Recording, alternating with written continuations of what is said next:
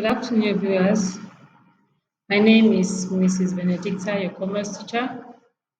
I'm here this afternoon to take you on a new topic titled transportation. And then we are going to be looking at various types of transportation. But the one we are going to talk about today is on air and pipeline transportation.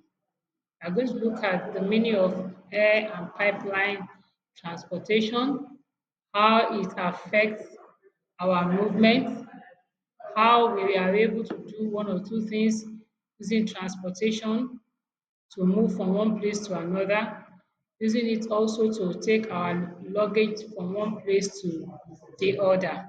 So we are going to be looking at the meaning of transportation and also the meaning of air and pipeline transportation. Then the learning objectives are at the end of this lesson, the students should be able to state the meaning of transportation, define air and pipeline transportation, state the advantages and disadvantages of air and pipeline transportation. Do not forget that they are different means of transportation, all to convey passengers and cargoes from one place to the other. So at the end of this lesson, students should be able to define what transportation is all about, explain what air transportation is, what pipeline transportation is, advantages of air transportation and disadvantages, and pipeline advantages and what disadvantages stages. So we are looking at air transportation. We know that air transportation is the movement of people or cargo by air. And we are looking at the advantages. We are looking at the advantages. One, it is the fastest means of transportation. It is comfortable, luxurious and efficient. That is, you are comfortable in it. There are no bus stops that you have to alight. You will get to your destination. The only thing that you might have is stopover, which is going to be after many hours. You must have flown from one country to the other country. It is suitable for long distances. It is reliable as it moves on schedule. This means that you can't just get to the airport and say you want to board a plane. No. You must have booked for your ticket before now. You must have booked for your ticket before now. You must have paid, and the time for you to go must have been stated in the what in the ticket. So it's booked on schedule.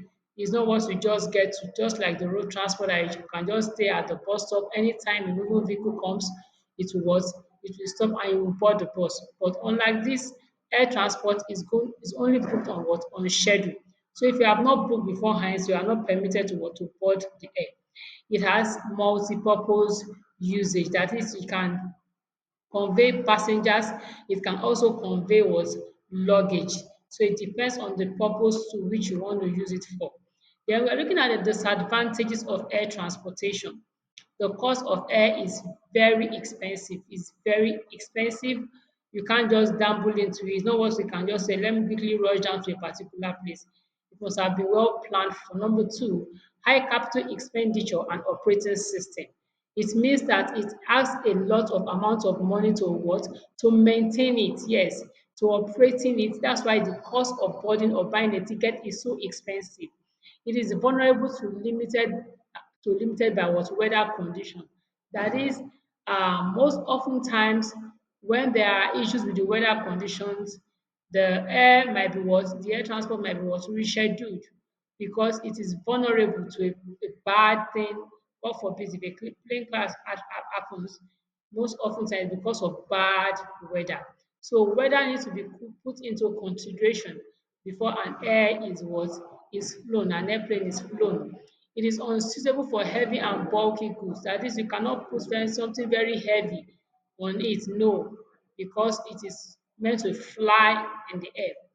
Accidents are usually fatal, just like what we have in the picture. When there are accidents, survivors are not many, even if it's always very fatal. Sometimes we don't even have survivors at all. So those are the disadvantages of all air transportation. Now we are going to look at the meaning of what pipeline transportation. No, I explained to you at the beginning of the class that we are talking about the air transport and there was pipeline transportation. There are different means of transportations, but both are to move or convey human beings or luggage or anything moving from one place to the other. So what is pipeline transportation? Pipeline transportations means gases and liquid, the way of transporting gases and liquid through pipes laid under or on the land surface. Oftentimes it's laid under the ground or on the ground surface. Yes, oftentimes you sit under the ground to avoid anything that might want to tamper with it. So pipelines are meant to transport gases, liquid through pipes laid under the ground or on the surface of the ground. So we're looking at the advantages of transportation by pipelines. It occupies little space, yes, because it is only streamlined to what you want to take. If you are passing gas through it, you cannot pass gas at the same time anything liquid. If it is gas that you are passing through it, it passes through it, and it is where you have laid the pipe, the direction to which you have laid the pipe. That is the direction to which it will go. Unlike sometimes when you are boarded a bus and when you get to a particular place, there's a traffic, the driver might navigate to another direction. No. Unlike the pipeline, no. It is the way through which the pipes are channeled and laid. That is the only route to which all the gases or the liquid substance can move. It has low running cost, maintenance cost. Yes, because they are not often exposed, can be constructed in any type of terrain, that is any land, any swamp or air or under the sea. It can be constructed anywhere. They have no restrictions. Unlike the air that we need to consider the weather condition before it can move. Then it makes possible continuous flow of goods without obstruction. That is, nothing obstructs it. It moves to its direction. There are no traffic. There are not nothing obstructs it. When you're talking about the pipeline means of transportation, it is relatively safe. Yes, it is safe because they are not often exposed. They just pass the pipes and the substance keep moving until it gets to its final destination. They are not always when you say pipeline, they are not always in residential areas. That's why they are not prone to anything hazardous. So you see them maybe in the bush or maybe swamping area or maybe in the forest or maybe in the sea ocean, so that people don't really easily go there to tamper with them. Then to tamper with them. Then we have non-surveillance of transportation by pipelines. We have both advantages and we have disadvantages. Non-flexibility, that is pipelines one state cannot change their course.